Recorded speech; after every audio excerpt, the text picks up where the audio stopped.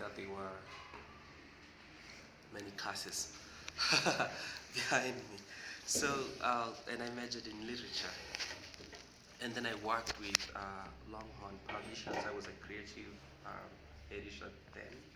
I don't think they have that nowadays. Most publishers don't seem to be doing creative works nowadays. So they're making a lot of money from textbooks. So, yeah, so I was there before I went for graduate work in the US.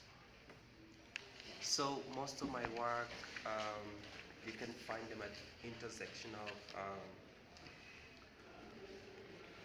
you can say, culture, history, and peace building, broadly defined to mean many aspects, but more importantly, social justice.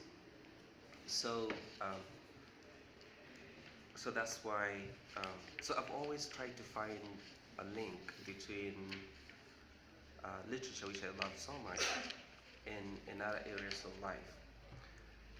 So I work with the assumption that in every society, people survive on the stories they tell themselves, and they tell about other people.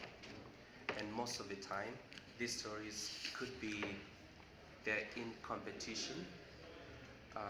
For example, let me think on what is on news right now. Israel, Palestine. Palestinians have a story, Israelis have a story, and then these stories are competing stories. The Israeli story is that this is our promised land, and the Palestinian story is that this is our land and you are settlers. And these stories, they are mutually exclusive in that in order to own your story, you have, in a way, you don't allow the other to exist.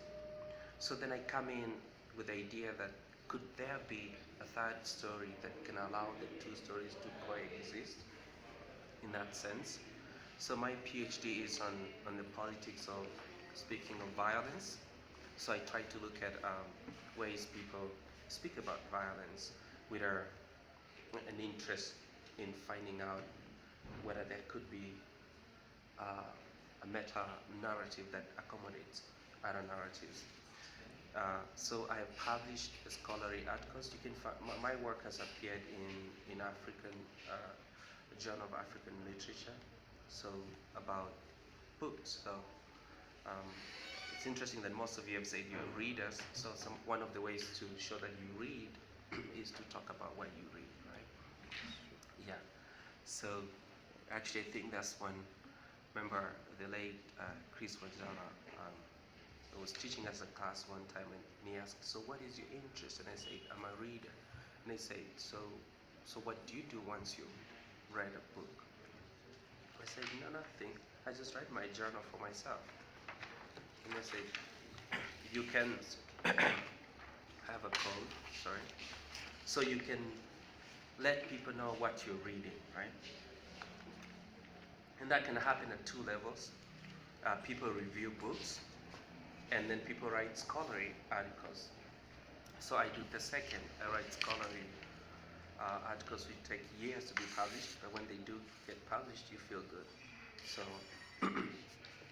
like now, my latest article I published, which came out last month, has got a very interesting history.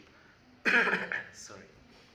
So Vera asked me whether I've read Chinelo Okparanta's book, Under the Udala Trees. Do we know the book, the novel? It's a 2015 one. So I hadn't read the book.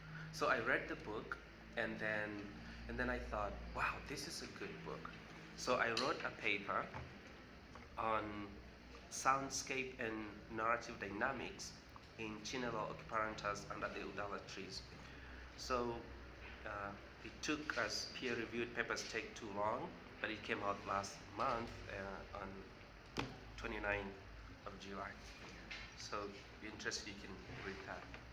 So, so that's the short summary of the stuff. Yeah.